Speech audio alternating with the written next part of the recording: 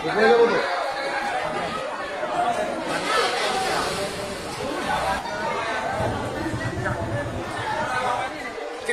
মহিষাসুর মর্দিনী বহু প্রাচীন এবং ঐতিহ্যের পূজা। আচ্ছা, আপনাদের এই পুজো সম্পর্কে একটু বলুন, এর অতীত কথা এবং এর কোনো বিশেষ বৈশিষ্ট্য আছে কিনা। প্রথমত হচ্ছে আমাদের এখানে মা মহিষমর্দিনীর যে রূপ সেটা আপনি সচরাচর দেখতে পাবেন না, কারণ এখানে মা মহিষমর্দিনী তার সন্তানদের অবতীর্ণ নন, এখানে তার দুই সখী জয়া এবং বিজয়া।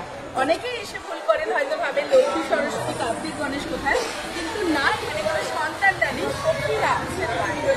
আর একটা যেটা আমাদের এখানে মা মহিষমর্দিনী, আমাদের যে প্রাচীন ইতিহাস এটার পুজোর সৃষ্টিকর্তা ছিলেন এখানকার জমিদার জিতেন্দ্রপ্রসাদ মজুমদারের জায়গাটা নিয়ে তৎকালীন সময়ের এখানকার যারা তৎকালীন সময় তাদের বলা হতো গ্রামীণ মাতব্বর, তারা এই পুজোটা শুরু করেছিল।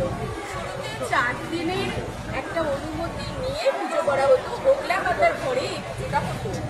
তার পরবর্তীকালে আস্তে আস্তে আমাদের কলেবর বাড়ে, আরো সদস্য সংখ্যা বাড়তে বাড়তে আজ আমরা মহিরুহে পরিণত হয়েছে। আজ আমাদের নাট মন্দির, আমাদের আরো ইচ্ছা আছে যে ভবিষ্যতে এটাকে আরো উন্নত করে তুলব। এবং শুধু এটার এই মহিষমর্দিনী বারোয়ারিতে আজকে আমাদের 299 বছরের পুজো, এবং চূড়ান্ত থেকে আসেন, কারণ আমাদের এখানকার মা কথিত ছিল, আজও আছে, আগামী দিনেও থাকবে। সকলের বিশ্বাস অত্যন্ত জাগ্রত। সন্ধি পুজোয় মা স্বয়ং করা যায়, এটা আমাদের খুব বিশেষত্ব। আর আমাদের আর একটা বিশেষত্ব হলো বাজনা, যেটার মানে অনেক দূর দূর থেকে লোক এসে দাঁড়িয়ে ভিড়, এবং বাজনাওয়ালারা অনেক দূর থেকে আসে, মেদিনীপুর বাঁকুড়া বিভিন্ন সময় ওরা আসে বিভিন্ন জায়গায়, সেইখান থেকে এসে তারা বাজনা বাজায় এবং ঘণ্টাখানেকের আরতি আমাদের এখানে চলতে থাকে। এটা আমাদের বিশেষত্ব। আর আমাদের তো খুব ইউনিটি আছে আমাদের বারোয়ারির মধ্যে, সমস্ত ছেলে মেয়ে এবং নিউ জেনারেশনকেও আমরা তৈরি করছি।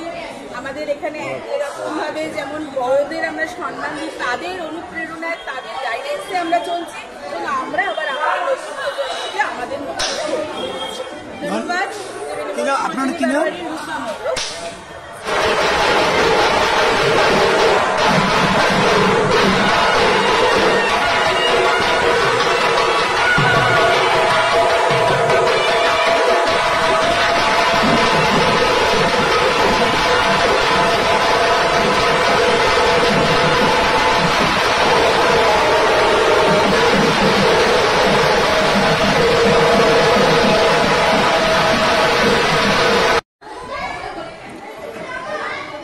এই যে মহিষমর্দিনী পুজো ত্রিবেণীতে, আর আপনি ত্রিবেণীর বাসিন্দা, আপনি কিরকম দেখেছেন এই পুজো ছোট থেকে?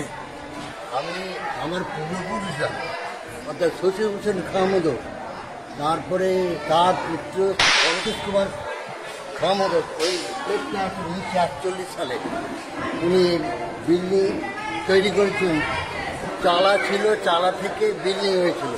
আর আমি 2010 সালে এটা ভেঙে মন্দির করেছি, নাট মন্দির 2014 সালে করেছি।